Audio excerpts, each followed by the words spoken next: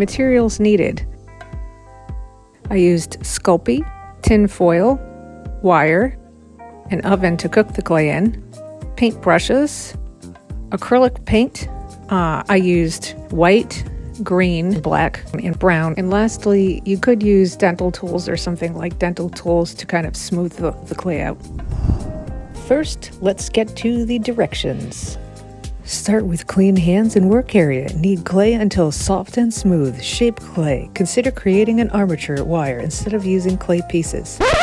Well, I wish I read the directions before I started, but I didn't. So first thing I did was get tin foil, and I started rolling it up into a ball and shaping it into the shape I wanted, which was sort of like a teardrop shape, like an alien.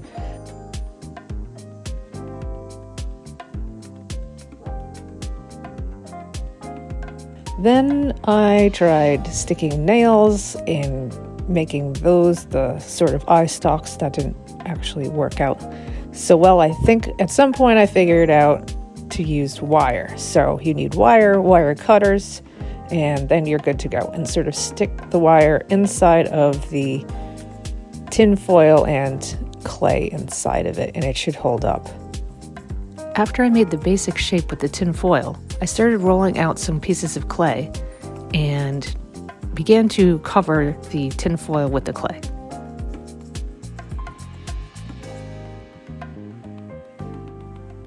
Since I was new with working with this material, I will say it was kind of tricky sometimes.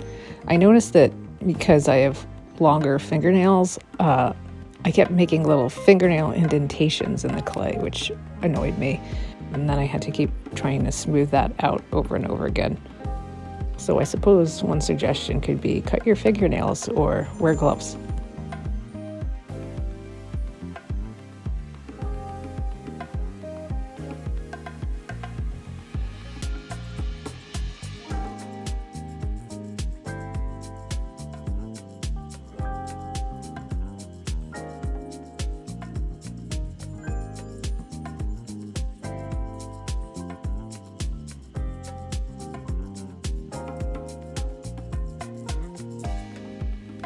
Here's where using wire helped out a lot. It kept those tentacles in place.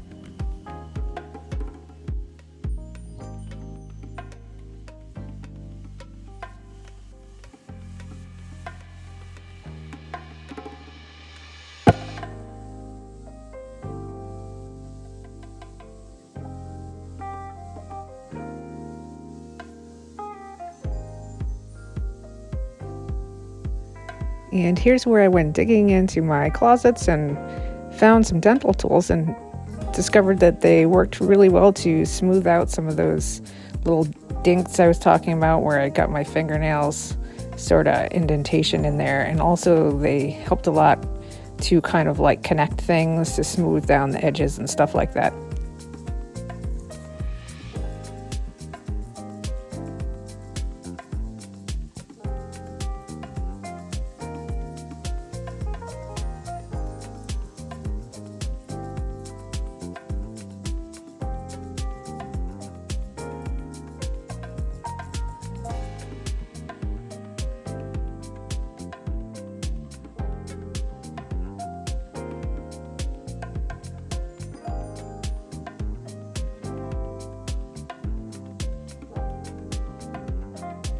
Here's where I found out that a knife worked the best for carving the shape of the mouth. If you're a child, please get your parents to do this portion.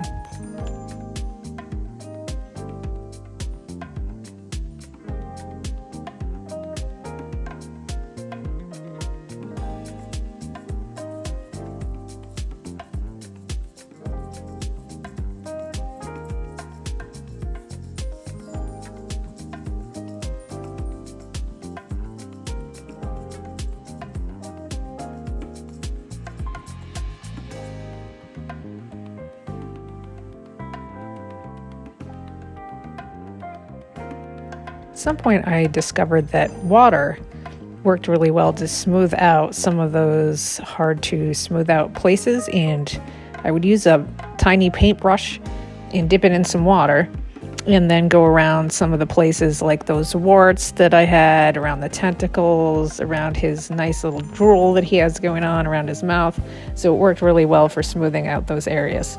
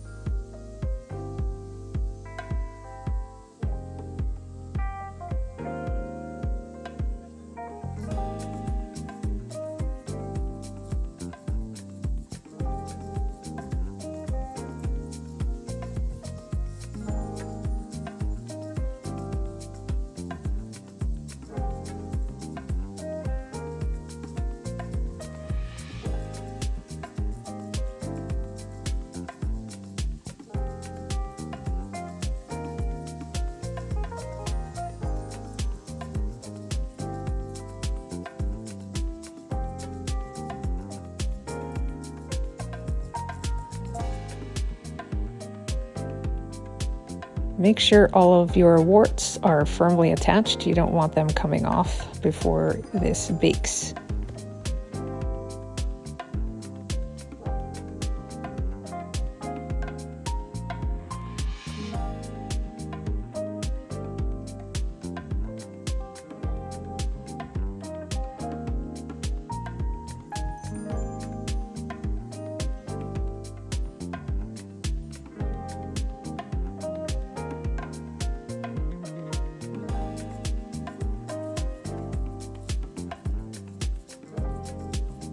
Another thing you could try using instead of paintbrushes are Q-tips. They seem to work really well to smooth out areas.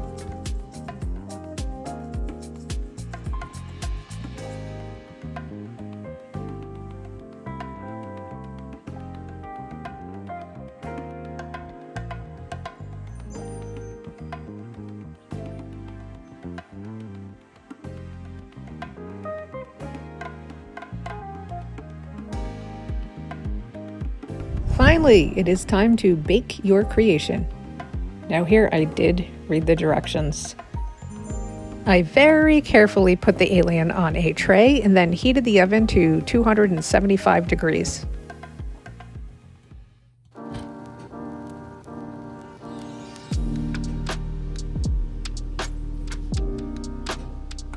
Be careful when taking your alien out of the oven. It can be quite hot, so then take it out and let it cool off.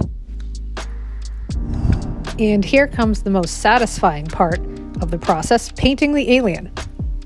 So first I decided to paint the eyes first. I used white, obviously. This is where I got into using some really tiny paintbrushes like 00. And here's where I got to the drool. For this portion, I wasn't careful about where I got the white paint because you're gonna then go in with the green color after and clean that all up. When you start with the green, you don't want to use one solid color of green. So if you notice, what I did is I mixed more white and yellow in with the belly area, so that will pop. And then through some of the other areas, it was a darker green. You want to kind of make it different shades of green. It'll make it more alive looking.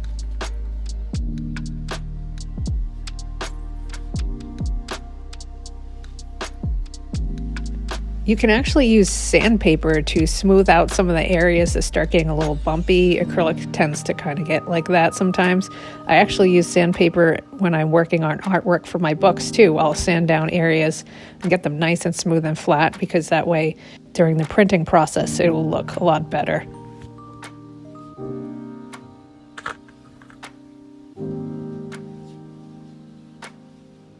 Using acrylic works best when you build up colors. So start layering some colors together. Green, I used brown, I used white, I used some yellow. So play with it a bit. You can always paint over it if you don't like the way it looks.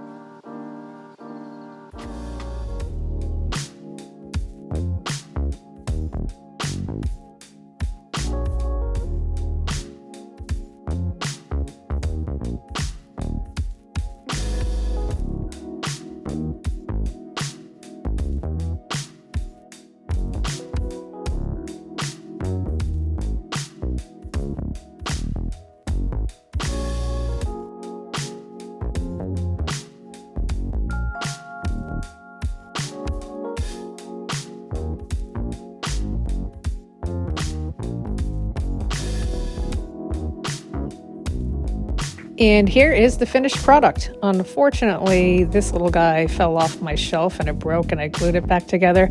So you're looking at the damaged version. Please check out my children's picture book, Aliens Are Coming, the true account of the 1938 War of the Worlds radio broadcast.